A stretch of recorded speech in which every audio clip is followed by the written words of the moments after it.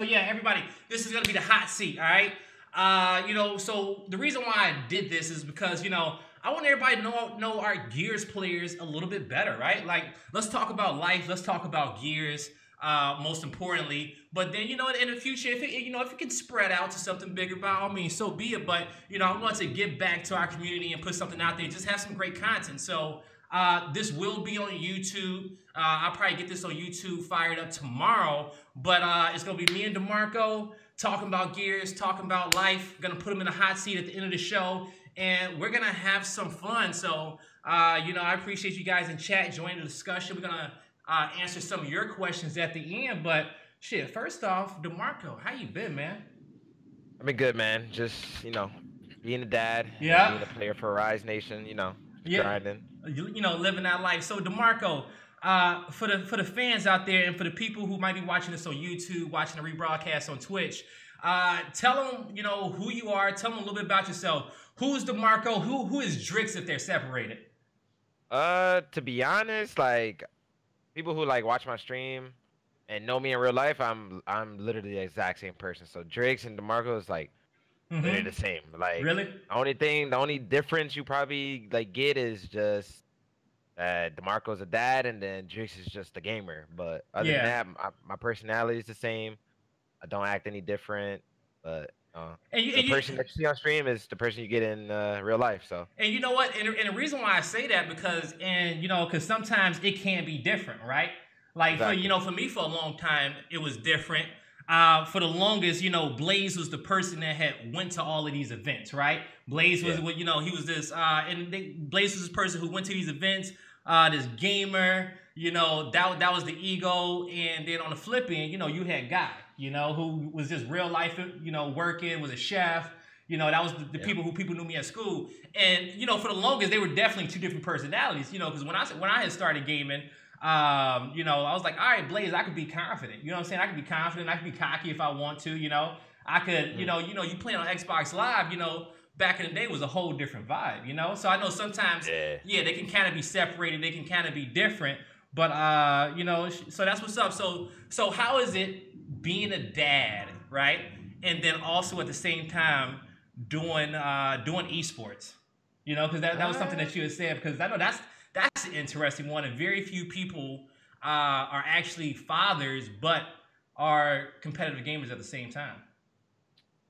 To be honest, it's not as bad as people think it is. Like you know me, in UE, when I used to work 84 hours, so it's kind of just something you got to do. I had to work all those hours to pay the bills, and if I wanted to game, I had to make certain sacrifices because scrim on certain days. But same thing as being a dad, like this is my job also, so I gotta make my sacrifices at home. But other than that, Alex doesn't really bother me. He doesn't make it hard, and he honestly got a good sits baby next to me. Yeah, so I can understand now if I had a baby that's screaming and then unplugging stuff, and then I might have to do something different. But other than that, he kind of just stays in his room and doesn't really bother him. But it is exhausting. Don't get me wrong. Yeah. Now, exactly. I ended up lucking up to it and having a good one as well with Mason. But so did that change the way as soon as you had Alex? Did that change the way that you were doing that you were practicing, that you were competing? Once you had Alex, it was like, all right, this is my career, this is my job. Did scrimming and practice become different, right? The esports become different as a whole. Did you have a different viewpoint on it at that point? I would say I got more motivated, but during scrims, no, I had him in this little bouncing thing, when he was younger. Yeah. That used to just go up and down. Yeah. And I used to just put him in that and then scrim. And he'd do his thing. Yeah, and I would tuck the blanket up and so it'll hold the bottle up, and then I would just play. Yeah, when I was younger and when I was 17, my mom said my little brother Gavin, and so whenever I had to watch him scrim, you kind of figure out your systems, right? You kind of figure out your systems. Of how to, get things working. Because for me, it was I just had to throw him cars, right? Just throw him cars, sit him right there. He'd be on the bed doing his thing while I'm in the middle of a cycle, at the same time, you watching out your peripheral as a parent, but you will understand that, hey, all right, I can kind of get into these scrims. So, that's what's up. It definitely can be different in a sense. So, let's move on to the next topic, which is which I'm curious to, get your opinion on. So the next topic is going to be, what is your opinion on the state of Gears, and what would you want to see for Gears 5? All right, this is actually a good question.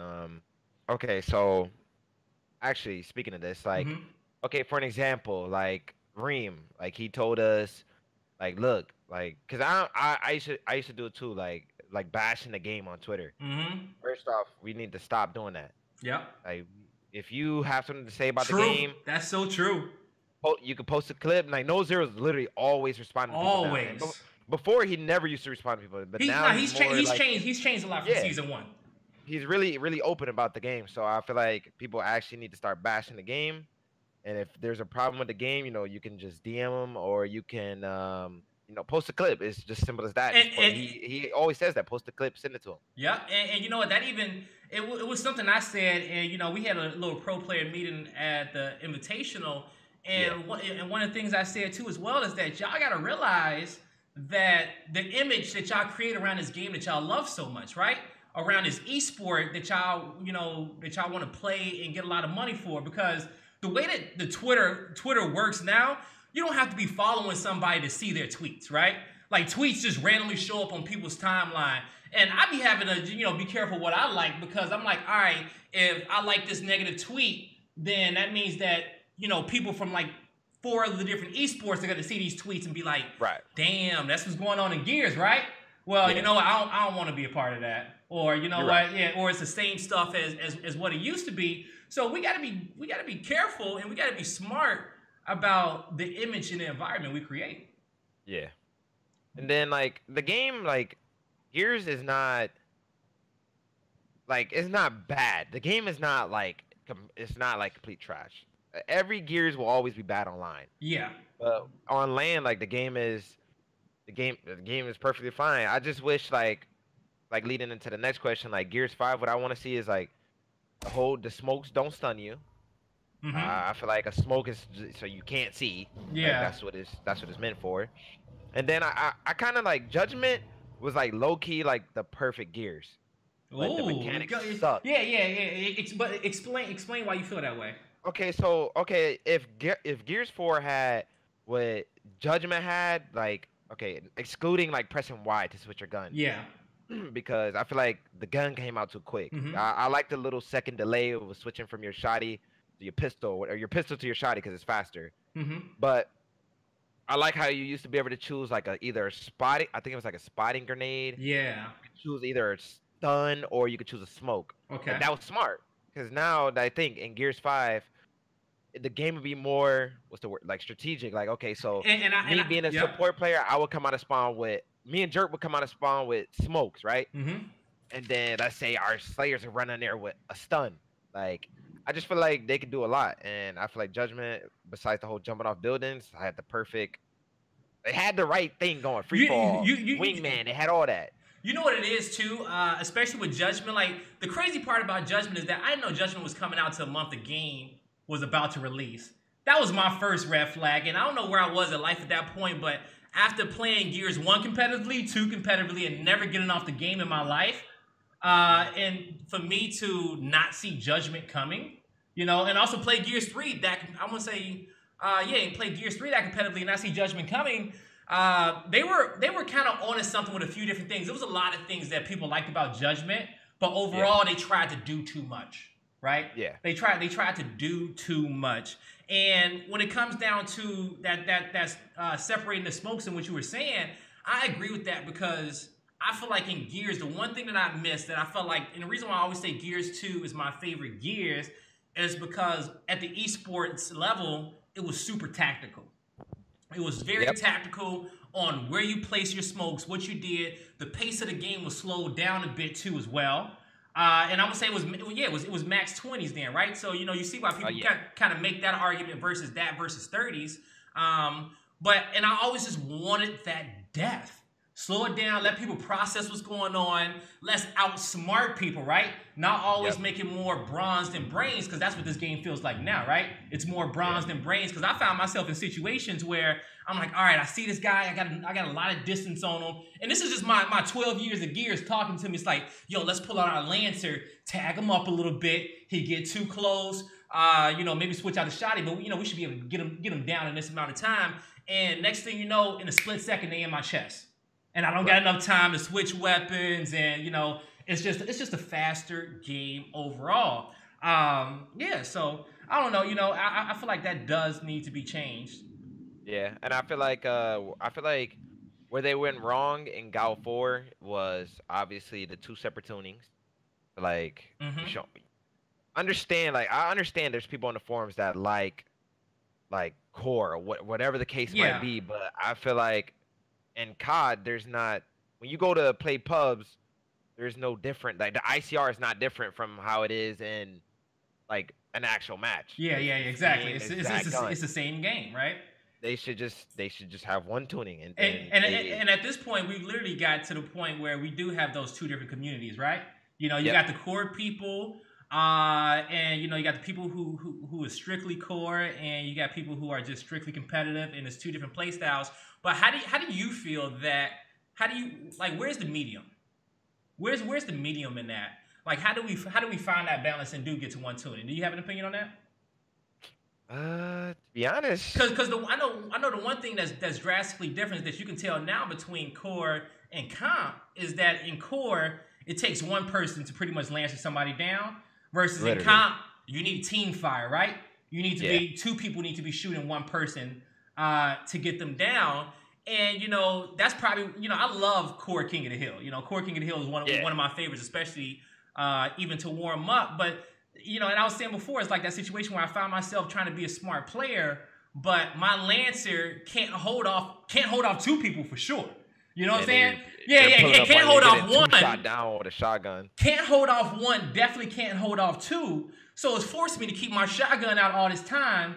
Then it's forcing me to wall bounce everywhere, and then it's forcing this, this incredibly fast gameplay.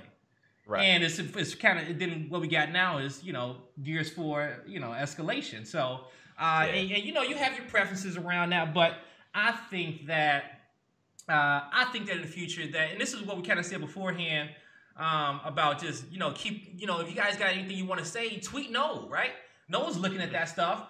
And it's just making sure that if we see issues, clipping them, letting people know, communicating to the right people, and be optimistic and be positive, right?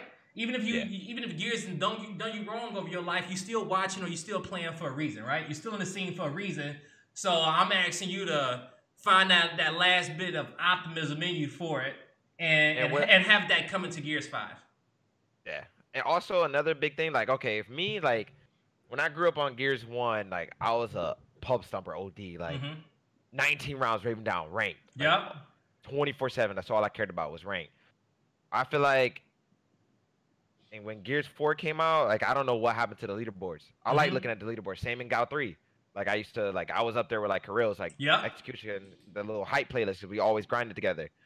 And, like, I feel like they should have, I don't know why they would take that out. I feel like that's another big part. Like, people want to see they don't want to see their comp warm up or whatever that is. Yeah, like, yeah. You know what? They want to see the actual, like, stats from escalation or whatever they might play. And, stats is such a big thing. I don't think a lot of people understand enough, like, what it actually takes to build a game from the ground up on a new console, right? Yeah. And get everything working from that standpoint. I think Coalition knocked out a lot of that stuff with Gears 4, and Gears 5 is at least for me, I think all our wish list should be completed at this point, right? Second game. You guys, they figured out a lot of stuff with Gears 4, and I feel like Gears 5, our wish list should be completed. But I agree with you on that, especially, having those leaderboards, right? Like, people have figured out that esports can contribute to the longevity of the game, right? With the microcurrency and keeping it relevant. But also on the flip end, something that does it even better is the ranking system. Just having a ranking system. And the only way that you're gonna create a system for people not to quit out is to make it that transparent and create the, you want somebody to have a sense of pride in their rank, right? And it's about creating that sense of pride, and how can I do that? How can I get this player to say, you know what, I'm not going to queue up in this game because I know that I might have to leave my house in 20 minutes and the game not going to be over, right? And I don't want to do that to my rank because I've been grinding so hard. So it's just about putting the integrity back in rank and having I was gonna just say like another big thing like for GAL 5, like what I would like to see is like more microtransactions. Like I'm pretty sure me and Reem were talking about this. Like what if Gears 5 had like a dark matter skin? You feel me? Like something to grind for, not just like a diamond. Or even if they had the blue diamond, I just think, what if you can get like Grandmaster Diamond, whatever, a black one or something. Like in GAL 3 you had the red wings, and then you had the Onyx, like something like that. That'd be fire. And then like something to grind for in rank, like a skin. I understand they do the characters, but I feel like a dope skin or like a little like how on COD they got the black mark and you can go by like tiers, like every time you grind, like and you know what? That's like almost like that season. It's like a season pass in a sense. There you go. Yeah. Well, but like we have season passes, but I feel like if let's say they added more depth to them to the point of because if you first off, even as a game developer, if I can get somebody to buy something quarterly, by all means, I'm going for it, right? If I can get you to spend money on my game quarterly for a season pass, where if it's like it is, like Fortnite, I feel like Fortnite did it right? You rank up, you unlock stuff along the way, or you can just choose to purchase it all. But they can do one for the entire game, and they can do one for just esports. They can split it up and do it both different ways. But I do agree, those type of incentives are good. Don't get me wrong, you got the diamond camo skins that you can grind rank for now, and get that, but I feel like it's a way to, make it better. Yeah. And then also I feel like another big thing, like what I was talking about, the state of Gears, like people need to stop complaining about the characters when they get released. Like or how? Whatever, like that. Like how? There's always someone talking about, oh my god, these characters suck. People need to get in their head they're not getting a new character. You're not getting some new Gears of War 100%. Yeah. But you're not getting that. You're not gonna. Yeah. Like, just stop crying about it. Like, I see a lot of people want, I guess, Benjamin Carmine, like Blacksteel. I see a lot of people like complain that they want him, but a lot of people be like, I want a Golden Hunter Elite. Like, brother, there's one event left. Well, two, whatever you want to call it. Like, just relax. There will be a new game out. Yeah, we waiting for the fall. All the new characters, like, just you should want majority of that focus on Gears 5, right? Like, you should save your money. You want to get a new character, go pre-order the game. Exactly. Exactly. Make sure you pre-order the game when it comes out. Save your money up for it. But I would most definitely want their focus over there towards that area. Yeah, All right, cool. Anything else on the state of Gears, or we can move on? Oh, we can go. We can go? All right, so, and like I said before, and this question isn't so much gaming related, but also at the same time, I really just wanted to, I want to know more about DeMarco, right? So this one is going to be, what is your biggest fear in life and why? To be honest, I think like my biggest fear is just like I don't want to be a failure, like at all. Ooh, yeah. I'm with you. I'm with you on that one. My biggest fear is ending up back in my mama's basement. Yeah. That is my biggest fear. And I told her that the other day. I said, hey, you gotta let me do what I gotta do. She was doing, I forgot what she was doing, but I was like, hey, I ain't trying to be back in your basement. I said, it's as simple as that. But you're right, you don't want to be a failure. Like, I don't know, like when I got kicked out of the house when I was 17. And I was homeless for 6 months, and then I feel like that like changed me a lot. Yeah. And I did a lot of stuff on my own. Like, well, I was with my girl, but like when it came to like going to work and stuff like that, like I started at an oil change shop. I didn't know nothing about cars, but my dad always like pressured me. Oh, you work with cars? Do this. Yeah, he was like, you should do this. You should do this. You should do this. And my mom said, you should do this, do this, do this. And I was like, I don't know what I'm gonna do. And then I started at the oil change shop. Then I started at a dealership, Rochester Hills Chrysler in Michigan.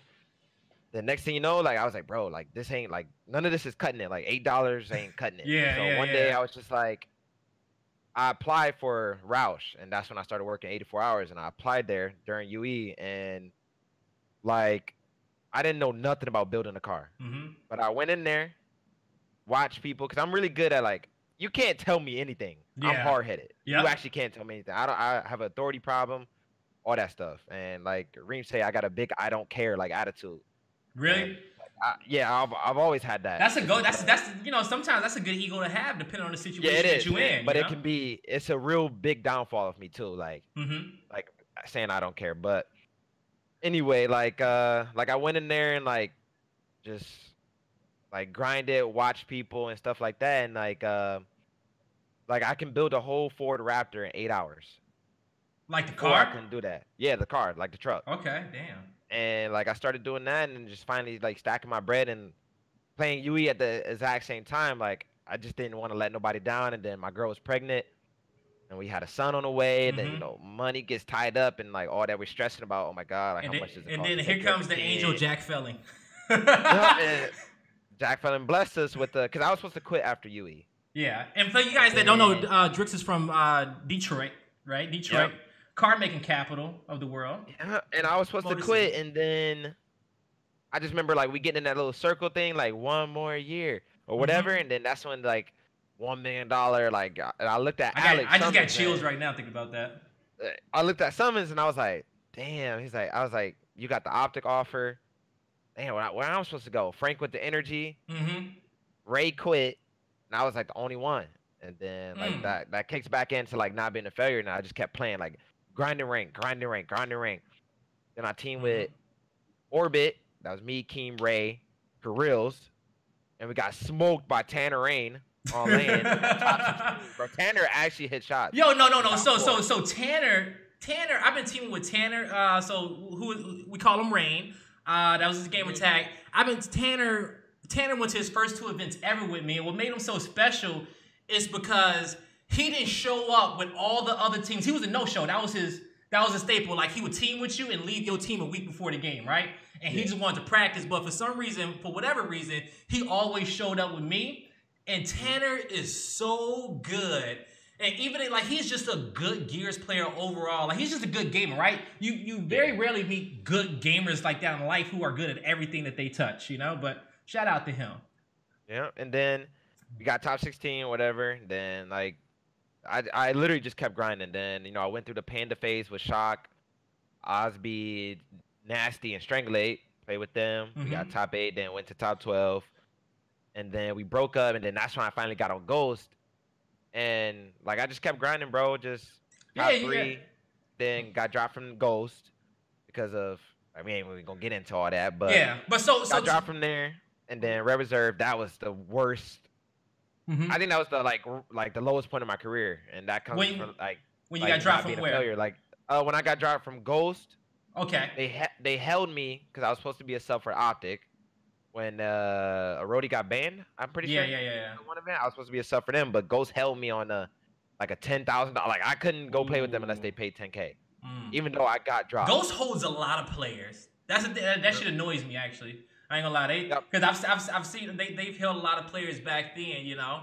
Hell, they even dropped they even dropped ribs after winning the championship. I still can't get over that. I still mention that every day. How you win an event and get dropped, bro? They basically held me for so long to where every team got formed. So I was stuck on so I had to hit up Keem, Eternity, Hudson's, and Crushmo, and then that's when we made Rare Reserve, and I think that was the lowest point. We got top 16. Yeah. The next thing you know, basically we just skip over right to Rise. And how do you come back from something like that? Shit, keep playing rank. I think and I think you even dial it back to when you said that you had hit that low point in your life too, right? When you had life was changing, just coming. How did you come back from that, right? Just wake up and look at my child and my family and remember that I got. You gotta grind. You gotta grind. Yeah.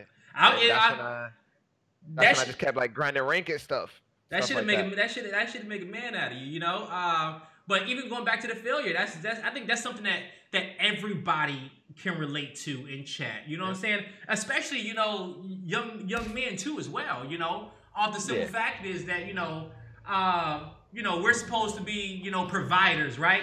We're supposed to do all this other, we're supposed to be men, and we grow up in life, and, and some of us have less direction than others, and we're trying to figure it out on our own. How do I make it? How do I make this hustle happen? And get it done. Shoot, I remember I got this job, executive chef, right? I was 24 years old, executive chef. I had a staff of 70 people. I felt like the shit, right? I felt like the shit. I was there, and 7-8 months later, and at this point in my life, it was like grinding up. You know what I'm saying? What's the next goal? The next goal, just hitting goals till you get to this point. Then one day, sometimes life just happens, and all that shit, you lose everything. You lose the job. You lose the girl that you were working for on the job. You know what I'm saying? You lose the support system. And next thing you know, you back in your mama's basement, and you up here like, damn, what the hell am I gonna do? Or you back wherever you don't want to be, whatever that place is, and it's just like, all right, I'm in a whole restart mode. You know what I'm saying? Yep. And it just takes. I tell you one thing that helped me personally was just always trying to find a silver lining and have faith. Have faith. Try to find the silver linings in your situations, and always prepare for that next move. A lot of stream, we got to realize sometimes what season we're in our lives. Like, this is real stuff. Sometimes you might be in a season in your life where, well, first off, we could be wanting all these things, right? I want to blow up on the stream. I want to be a pro gamer. I want to be on that main stage. I want to make all this money, right? But we're waiting for it to happen without doing the preparation for it, right? We're not preparing for those moments. We're not realizing that we're in a season of preparation. Where it's like, for me, it's like, I give you guys prime real-time example of, hey, man, you know what? I want to blow up as a streamer. You know what I'm saying? I want to be able to do that and entertain people from home. But it's like, am I really ready to do that? Right? Do I really got what it takes? Am I putting in the extra work? So, it's one is changing mentality where it's just like, hey, you know what? Let me just do what I can do, right? Practice on my stuff, practice on my craft, so that when the day does happen, and next thing you know, I'm ready for it, right? I'm prepared for it. Shoot, I was moving through life so fast when I got that executive chef job where that I missed so many lessons along the way because I wasn't preparing for that season that I was in. And it was just like sometimes you be overwhelmed when the opportunity come, or you just don't got the knowledge to see the opportunity in front of your face because you ain't been preparing. So, right. Hell. To piggyback off that, I preach this a lot in my stream. Like my stream did not take off overnight. I even pulled up my Streamlabs for people and showed them in 2016. Yeah. It literally said 11 followers. Yeah. 2017 I went up 3,000. Yeah. Then this year I went up 4,000 or something like that. And it was just you actually have to grind.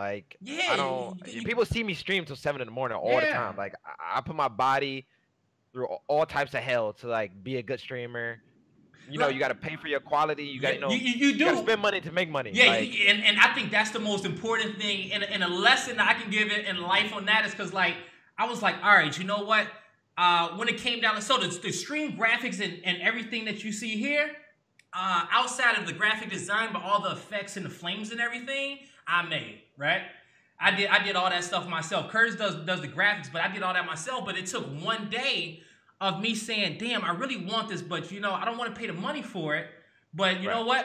Actually, it was Christmas, and I was like, let me go back and get Adobe After Effects. Let me spend the money to get the After Effects, the Premiere. And at that point, I feel like I'm a smart guy. So I was like, let me go on YouTube and teach myself how to do it. Went on YouTube, it literally took me 8 hours to make a 1-second transition on After Effects, right? But the next time it got easier. And the next time it got easier, next thing you know, hell, learn how to use Premiere Pro. I can pop out a YouTube video and do some sick shit to it, and it'd be out in less than 20 minutes. It'd be done in 20 minutes outside of rendering everything else. But it just comes down to you making those plays and doing what you got to do and doing that next step. I'm like, hell, if the views ain't there, I'm going to make sure I spend at least my time on increasing the quality, right? So then when the views do come in, hell, we got everything for you guys to watch. You know what I'm saying? I be having a lot of people always come in my stream and say, your quality is so good. Mm-hmm. All that stuff. I spent a lot of money to have. Yeah, right. I spent a lot of like just collecting stuff over the years. Like, you know what? I got a little extra money on this one. Got a little extra money on that one. And I tell y'all, the universe works in mysterious ways. Hell, you know, I put a new $500 graphics card, 1070 Ti, in my PC, and I was like, you know what? I need this, right? I need this for the setup and for me and the quality. I said, but you know what? The money's going towards a good cause. You know what I'm saying? It's going towards my setup to make money, right? And the next thing you know, hell, I got like a week later, I got a check in the mail. Shit, I'm just telling you, I got a check in the mail, covered all of that. You know what I'm saying? Yeah. Covered it all, and I didn't even see that check coming. Shoot, you know, so life works in mysterious ways. And I say, hell, you put out positive energy, you get positive energy back. On the flip end, you put out negative energy, you're going to get that right back too as well.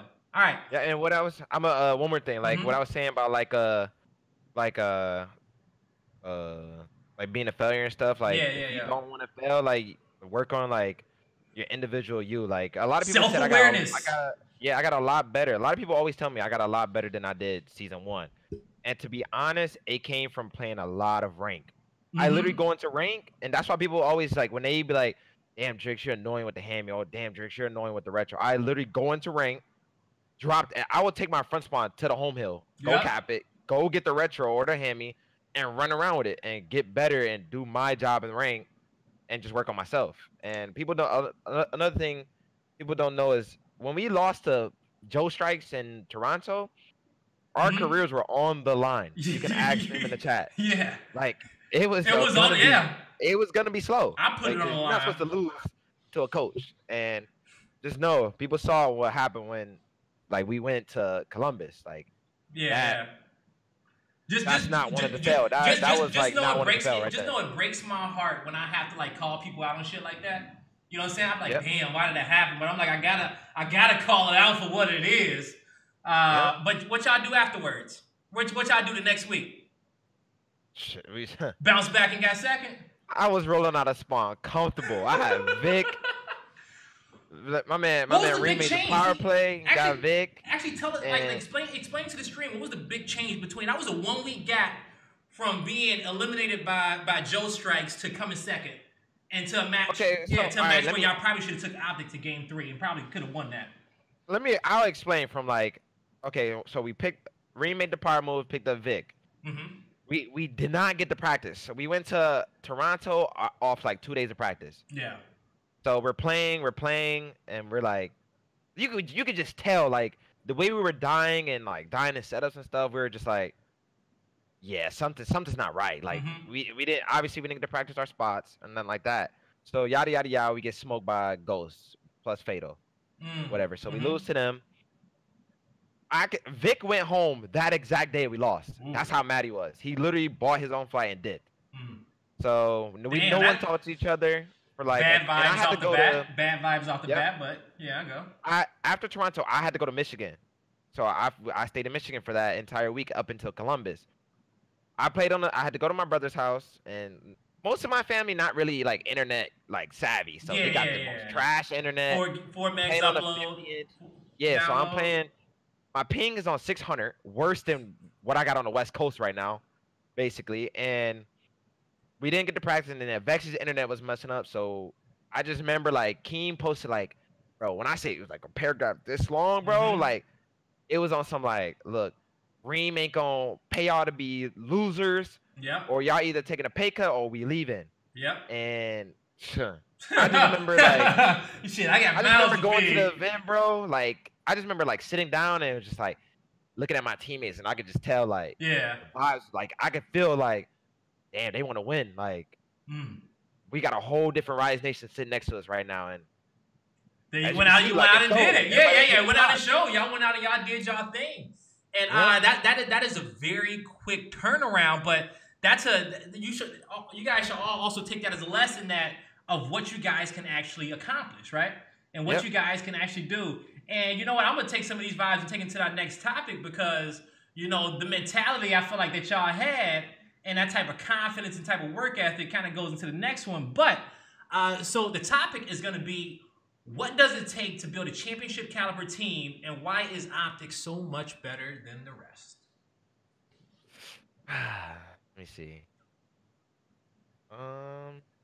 Because putting together the pieces for everybody. Like, you know, you got to figure out what are the pieces, how many Slayers, how many IGLs, you know, the support players. You know, should I pick up 5 versatile players who know how to just play every single position? Well, I'm gonna give you the what's the mentality? Yeah, give me the realist. Give me your opinion.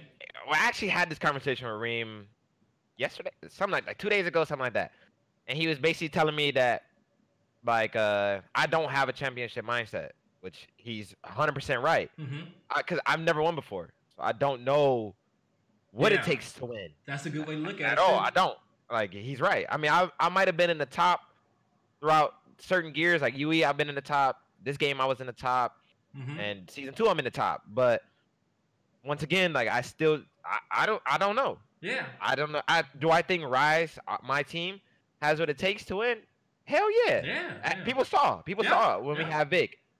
But to be honest, I don't know. I forgot where I said it. I think I said it on the flank. But I say, even with Keem, I think that you guys even got a great chance at going out there and winning. And the reason why is because I say that y'all got y'all excuse already ready if y'all needed that y'all didn't have Vic. You know what I'm saying?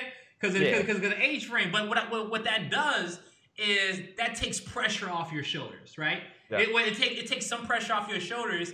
And but most importantly, that when teams can go in and play their game and have fun, all right, play without the pressure, I feel like, and go out there and play the game, and you know that they're gonna do well. They do well when they have fun. I feel like that's one of the main reasons why Optic do so good, because their confidence is through the roof. It's just it goes through the roof when you win that many times, and no matter what people do, you like, all right, we ready until y'all show us. We're gonna go out here and do our thing. That's why I love it when they lose map 1. They lose map 1, they start getting nervous, right? You start seeing them kind of become human. They start playing more seriously. But that type of environment, I feel like, is something that they can kind of struggle in, because they're not in it all the time. You know, they're not in there all the time. They go out there, they have fun, they whoop ass, and the next map is even worse because they having more fun because they got a 1 map lead on you. Right. You know, but and confidence, like you said, confidence does go a long way. A lot of people are not confident, and that's why I think. Like, okay, so like an example, like about that. Okay, so when I get on Twitter, all I see is, or even in chats, I see like, Optic's the best. Optic, this. Like, I don't want to play. Y'all just go into events to give Optic y'all money. That's literally the worst mindset. It truly is. That's a loser's mindset, right? That's an old school gamer's. Like, you're actual like mindset. A certified like loser. Yeah, like, that's exactly what you are. Exactly. Like, when I see people come in my chat and like, well, actually, when I was watching the stream yesterday, like Optic was playing, people are already in there. We already know who's gonna win. Like, I understand. Yes, Optic is the best team, but trust me, they are very, very beatable. Yeah. You just gotta know they're not some gods. They're not gods. And to even add on that point, very quickly, I remember I used to play against Infinity, right? This was our Optic back then. And, you know, with that, you usually don't get a scrims against them like that, you know, especially if you're like a top 12 team. Sometimes you do, sometimes you don't. But actually, I take it back. It was Vision. It was Vision at the time with Puff, Bawabis, all those guys. And it was just like, all right, going to the match, you know, nerves are there, right? Then on the flip end, I would play Frag Dominant all the time, and it'd be like easy. You know what I'm saying? Because I know these guys. I got experience. I played against them a bunch. I'm comfortable, so I'm always able to play my game. One day, they got Puff on their team. They picked up Puff. Literally picked up Puff. I'm on Gridlock, Pillars, 1v1 situation. Puff is pushing me, and my hands are like shaking. And I'm like, what the hell is my hand shaking for? You know what I'm saying? Yeah. I play these dudes all the time, but at that moment, I realized that, you know, I had put Puff on such a high pedestal because he was the best in, right? He didn't miss shots, you know? Right. And so I put him on such a high pedestal that every time I played him, I was going to be nervous. And as soon as I was able to pinpoint that and become self-aware of where that issue was and why I was playing so bad, I was like, you know what? He's only human. I said, I'll be damned if I be scared of him again. I said, I'm going to whoop his ass the next time I play him, you know? And I'm going to go out there and I'm going to play my best. But the reason why I said that is because you're right. Because some people, they keep Optic on this god pedestal, right? And when you play against a god, unless you consider yourself a god as well, you're going to get your ass whooped. Yep. You know, it's and just as I feel simple as like that. I feel like that's why we match. Like, understand we okay. First map we got absolutely, we got shit on. First map on Columbus. Second map, I'm pretty sure I would say either between us or contenders, we're the second best like foundation team there is, and that's simply because the fact that you got, I don't know who plays middle on Optic, like Gilbert, Billy, Brian, I think, and then Arodi plays Statue. So I got 3 goons going down middle, and then I'm a good matchup against Alex. I've played Alex a million times, almost my entire career at this point. Yeah, and he's a good friend of mine, so I know how he plays the game. Like, you actually just have to approach them. You cannot let them just violate you. You can't you just can't let people just head down. People need to realize, fight back. You gotta like run at them.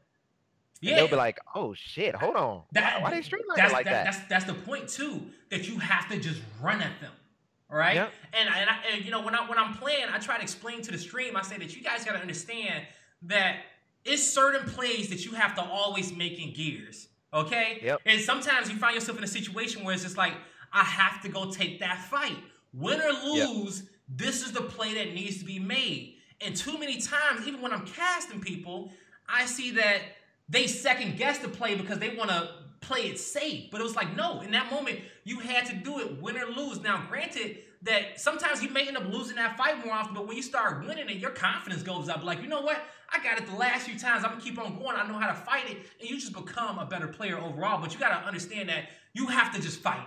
Literally as simple as that. You have to go fight people sometimes, win or lose, and you're not going to get better until you lose a few times. Yep, that is actual facts. Literally. Yeah. So what is the so do you think we cover, like, you know, why is Optic so much better than the rest? What are they doing differently that people are not? I'm gonna literally tell you. I'm gonna tell you the what the biggest problem with is. Me and Keem talk about this all the time. Yeah, be real with them. Okay, everyone hits shots in gears. Okay? Yep, that's true. There's everybody in the top 8 got a good shotgun, but no one has communication. Everyone's communication is absolutely trash. I'm so happy you said that. Also, they don't stick together. Every team, okay, yes, Rise has made roster changes, but we got better every single time that we made a roster change. And our communication got way better every time we made a roster change. And some teams just make roster changes because, oh, one guy shit the bed. Not everyone can play perfect every single time. No one can always have a 30-kill game.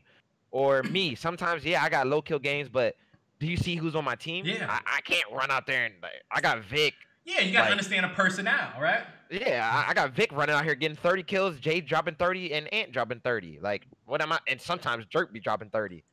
But, like, the communication between certain teams, like, when you listen to them, is, bro, like Ghost is out, or Denial, whatever. Like, they're my boys. But their communication is absolutely trash. Ooh, so bad. Bad. That's a team that can get so far on just skill, right? You can get so far on just skill. And when it comes down to all things in our life, oh my God, look at all that cuteness running up to the screen. And when it comes down to all things in life, you gotta have balance. You gotta have balance in those things, you know? Because, like, if you don't have balance in your body, you know, you stand on one side and the other, you know, you're gonna have issues on one side of your body, right? Yeah. You know, it's the same thing on these teams. If you got skills but you don't got communication, y'all only gonna go so far. But what I want to comment on is the comms, because I'm gonna take this as an educational moment for everybody else. Because the one thing especially for all our other teams out there, just whoever, but small talk, right? Small talk is everything, because what I've been realizing recently and playing just a bunch of try-hard games on my stream and rank is that, especially in 5v5, the one thing that I hated about it when we did it is that you add an extra voice in the comms, it gets wild. Sometimes you need at least that one player that's a mute, that's not added, but also nobody has ever really came up with a system of how communication can kind of go in esports. Like, if I had to create a system, this was something I was playing around with.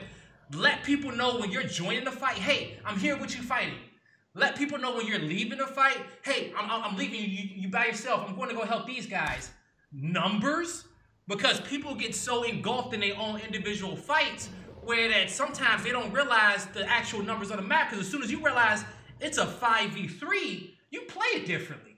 oh shit, I need to play my life. Because some people, next thing you know, they start running, hitting up A's, trying to. You have those people, those playmakers like Vic, just like I gotta go make the play all the time, and like sometimes you just gotta be patient. Yeah, be patient. And it was one more. It was marking. Marking is like the most important one on just having marks everywhere. Just get in the habit of clicking that. Oh, the last one was the spots. So spots coming out of spine. Your spot changes in escalation so much. Yeah. So much. And when you spine, you have to hit LB and figure out where your teammates are and figure out which gap you got to go to. Okay. And also, if people don't know, you can hold LB and you can see the little timer thing, like in the top left corner. Yep. So you can see when people are about to come up. A lot of people don't even know that. It's so quick too. It's the quickest way. But the thing is, it's little habits like that people need to get better at doing, and that's when you go into the ranked game and that's when you start practicing that, right? That's when you go, next time you get on in scrim and say, hey, today my main focus is just letting my teammates, when I'm fighting, let them know when I'm fighting with them and when I'm not fighting with them. You know what I'm saying? When I got numbers, knowing not to be in one-shot range. Just simple stuff like that. It's not about, for some teams, you got to realize what is your weakness. Get focused when y'all practicing that week. If your weakness is that week is communication, focus on communication as a whole. Okay? If it's positional, make sure that y'all write down, because everybody's spot has like 3 different roles. And what I mean is that if 3 come down into your position, you know what you're going to do. Next thing you know, if you, like, let's say, for example, if you're on foundation, it's a boom shot mid-map, you're playing down B cave. If you have one guy there, you know what you're going to do every single time, right? If you got 2 guys there, your position changes. What you do changes. Versus if you got nobody there. And that's 3 different things. And a lot of people don't write that stuff out, because I actually feel like a lot of teams do have to write that down and share it with the team, because next thing you know, everybody understands, man, if I end up having to hit LB and play the spot, this is what I got to do, right? This is what I got to understand. But granted, I agree with you. Comms need to get better across the board. And last but not least, work ethic. You gotta have a great work ethic. Everybody talk about they want to be champions and they want to get top A, they want to win, they want to do all this other stuff, but y'all not playing gears like y'all want to be champions. Y'all don't have the work ethic. Y'all can't even, the one thing that triggers me is that when you're going over strats and you got the one guy killing everybody, the one guy who can't sit still. I had 2 teammates like that in my life that annoyed me the most. One was Carlitos. 2, Kenny did it when he started playing a lot for a while. Annoyed the shit out of me. I always just want to fight. Can you listen? Yeah. Just slow down and listen to the strat. Process the strat while we go over the scrims. You know what I'm saying? Process what you got to do and write it down. Be serious about it. Like, act like we trying to make 50 grand next month. You know? Yeah, a lot of people need to be selfless, too. There's not a lot of selfless. Like, if you look at Optic, bro, everyone's selfless on the team. Like, bro, if Billy's in a 1v, Billy's leaving that 1v to go help his teammate. Yep. There's a lot of people that they'll just like, well, I'm going to just take the 1v. Sometimes you can put your life on the line, turn around, shoot real quick, down that kid, get your life trade. Like, you'll die, but then it'll get traded out, and you guys are up in numbers because you made that one simple second to turn and just shoot for your teammates. I'm going to tell you, the sign of a person who is all about themselves, the first sign is when y'all lose, and he be like, man, you know what? Shit, I held my own. You know what I'm saying? Yep. Like, I did this. I did that. Like that. You did this, and you did that, right? And then versus, and I think the sign of a good sign of a player that's selfless is that you're going into that team fight, right? Or in that situation, and you letting your teammate, I'm here to support you, bro, right? I'm here to support you. I love being a second guy in a fight, right? Because I love playing with like a lot of fast-paced players, but I do that because I'm like, yo, I'm just follow your ass. Keep the Lancer over top. Keep the Lancer over top. Big J, I got your shots. Yeah, yell at them when they too close to one-shot range. Like, yo, I'm here. Why you so close? You know what I'm saying? Like, but also in the flipping, if you in the front spine, right, and Vic's behind you, Vic needs to be like, yo, Drix, I got your back, right? Tagging them up and not trying to, get in front or overpower you sometimes. And that just comes down to swapping the roles. You know what I'm saying? Understanding that sometimes when you spawn, your spot is not going to be the same outside of home hill players. Yeah. And their spot's even changing sometime based off where they are. Yep. So. Actual facts. Exactly. All right. Shoot, that's been good so far. Actually, we've been talking for a while. Yo, we still got, let's hit our last topic. And, community questions and chat questions. Okay? You know, for you guys in the chat, let us know if you guys got anything that you want to ask. Also, too, as well, anybody on Discord, right? If you guys got Discord and you want to come in here and ask us a question, by all means, I allow you guys to do it. I just say, you know, be nice. You know, be nice. Be nice. Don't come in and just mess up the flow of the video. So you guys can join in and ask a question that way. And I'll probably do about 2 of those. But if you guys have any questions in chat, just add my name on Blaze. I tried to get some questions from the Epic forums, but they was all being shy. You know, we gotta. Well, you know, I can't blame them. You know, it's not like a lot of the pro players just live on the Epic forums. My fault, not Epic forums, but Gears forums. You know, they were being kind of shy. Don't worry, maybe for the next one, we'll get them more involved. Gears forums, yeah, my bad. I didn't mean to say Epic forums, everybody. Gearsofwar.com, gears.gg. You can find them over there. But we'll definitely be posting that over there as well. But yeah, shoot.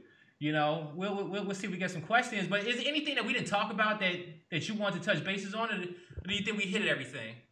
I think we hit everything, to be honest. Yeah, well, you know, that was a solid conversation. I'm gonna take a peek in the Discord, see if it is somebody there. Oh, okay. Here goes some questions coming in. All right, let's do this one. Oh, no, that's a question for me. What you got? Casey said, Drix, can you give any tips for using the support weapons? Ooh, which you are very good with. Let people know. To be honest, like I would say this. It's and I really mean this, stream. And I used to do this before I went to events. Before the day before I flew out to an event, I had to get 500 headshots with snipe, like 200 kills with every other power weapon. And I did that against bots, right? Even if I took my Xbox to the room with me just at the hotel, I did that against bots because Gears is about repetition. And the reason why I say that, when it comes down to the base strats, some people would like you got to throw your smoke in key spots in every single time, right? And not everybody can throw their smoke in the exact same spot. I guarantee you cannot throw your smoke in the exact same spot 5 times in a row and be in the spot that you need to be in. You know, unless you practice that smoke over and over and over. So if you want to get good at support weapons, load up a game with bots, put the support weapons everywhere, and just start practicing the flow and getting into that rhythm, because rhythm is everything. Rhythm is everything. Basically, like, just pick up the weapon. Like, all right, what I would like say is you can do the bot thing, or you can go in a rank match and just pick it up, right, and just follow your teammates around and just support them, like shoot people, just go around, rotating as fast as you can, get to your teammates, stuff like that, having shots out like all times. Yep. That's just how I got good at it. Distortion, and I always give them credit for this, right? Because sometimes somebody can just say one phrase that would change your whole entire mindset. I was playing Halo 3 with high distortion. We was doing Gears customs back in the day, and he goes, "Why are you not shooting?" He said, "You should always be shooting. And it's somewhere you should. It's always something for you to be doing during the game.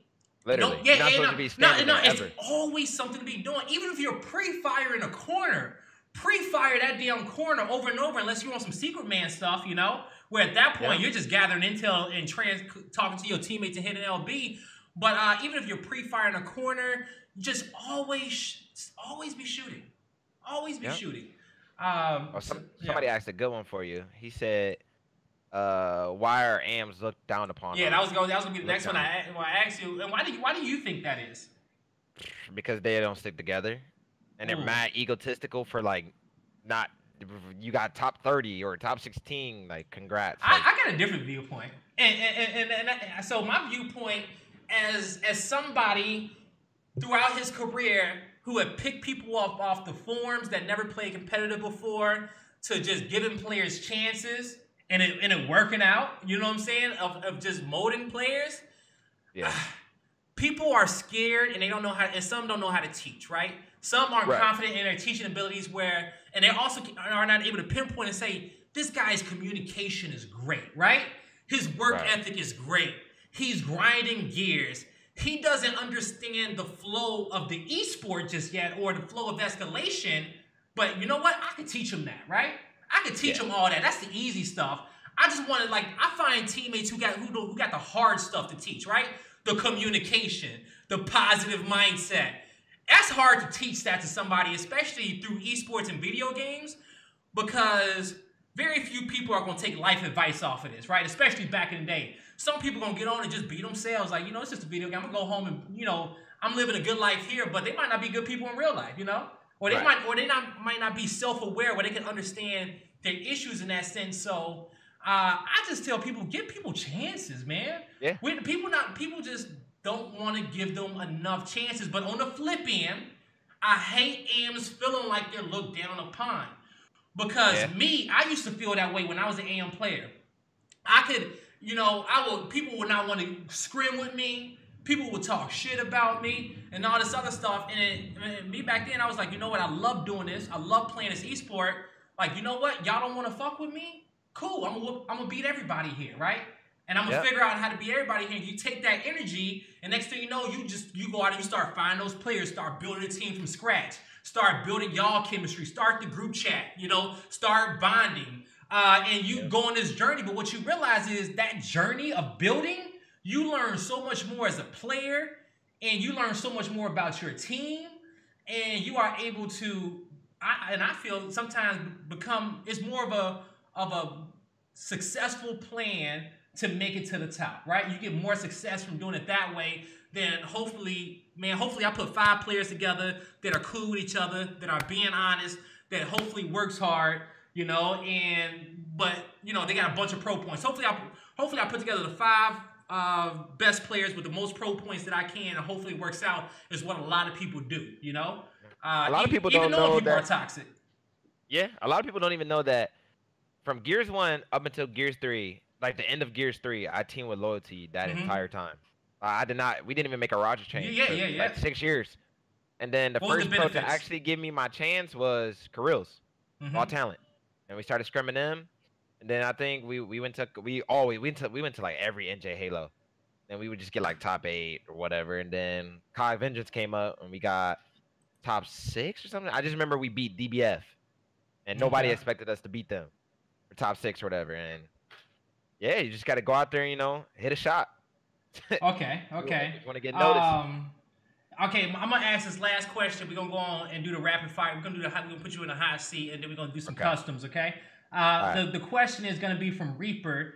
He says, Drix, do you consider yourself a role model in Gears?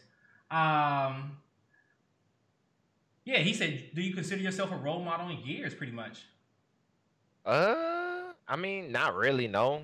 I mean, but I mean, if people look up to me, I mean, that's cool. Yeah. But I mean, I just consider myself just like, I'm here for y'all. Like when I stream, like I'm just here to entertain y'all and stuff like that. I mean, if you guys think that I'm a role model, then I mean, I appreciate it.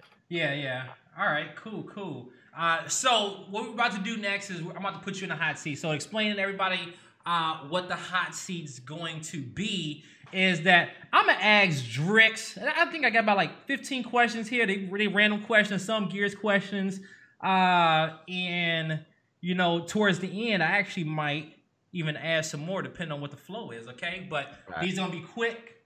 Answer them to the best of your ability at the top of your head. If you want me to skip it, just say pass, okay? All right, you ready?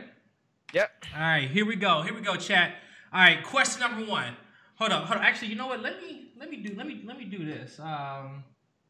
Actually, no, we'll do that next stream. I was gonna say we put some clock ticking music on. That's what I forgot to do earlier. I'm gonna pull that over next time. All right, here we go. Question number 1. What job would you be horrible at? Cooking. Chef. My best one. What movie do you wish everyone watched? Fruitvale Station. Ooh, what is the most impressive thing you know how to do? Build a car. What is the most important object you own? I was about to call my son an object. Does that count? No, it does not. Then other than that, nothing, because I don't believe in materialistic things. Okay, cool. I'll take that answer. If you was falsely accused of a crime, how well would you survive in jail? Well, I'll be all right. I'll be straight. What is your dream job? Be a big streamer. Who is the best Gears player other than yourself? Gilbert. Who is the worst Gears player? I don't know. Probably some AM because most of the top 8 people are good. So okay. All right. Here we go. What career would you never want your child to work in? Video games. If you could go back to college, what would you study?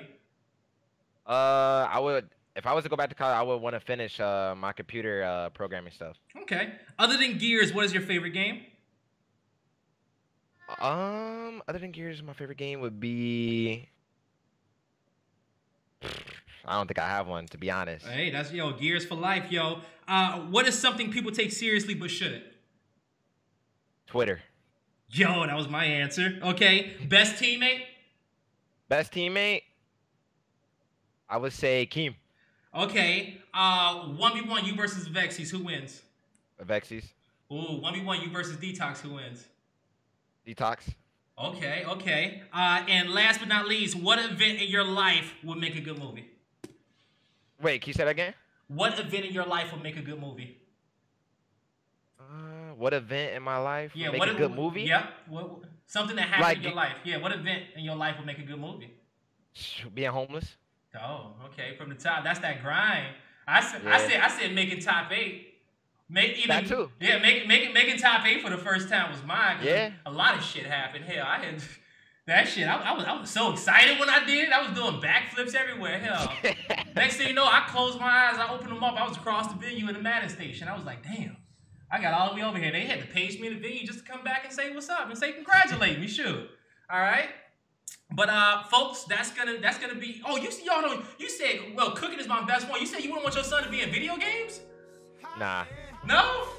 Nah. Oh, okay. All right. We actually been like steering him away. Like, yeah. We're gonna put him into sports. I mean, if it comes down to it, like that's what he wants to do, then that's what he wants to do. But we want him to play like baseball, football, whatever he might be into. All right. Hey, I'm with it. I can understand that, yo. Let parents, y'all do y'all. All right. Yo, but folks, that's gonna be it for the hot seat. I appreciate you guys for watching with Drix. We're about to get some custom lobbies going and play some try-hard games. I appreciate, I hope that you guys enjoyed it. Follow the Twitch, subscribe to the YouTube, like it wherever you see it. You see the Twitter on Drix's screen. It's going to be Obey Drix. Mine is Godblaze Live. Drix, you want to plug anything? Any shout-outs? Man, look, man, just cop this Rise merch, man. Ooh. That's it, man. Oh, there you go. Cop the Rise merch. That's what Drix said, all right? Hell, what I need to get some more Fire Squad merch. I'm actually, you know what? I actually got blessed on that today with a DM where somebody was like, yo, Blaze, I got something for you. So, all right, we might have some new stuff in the works, man. But, yeah, man, I appreciate you guys for watching, and thank you.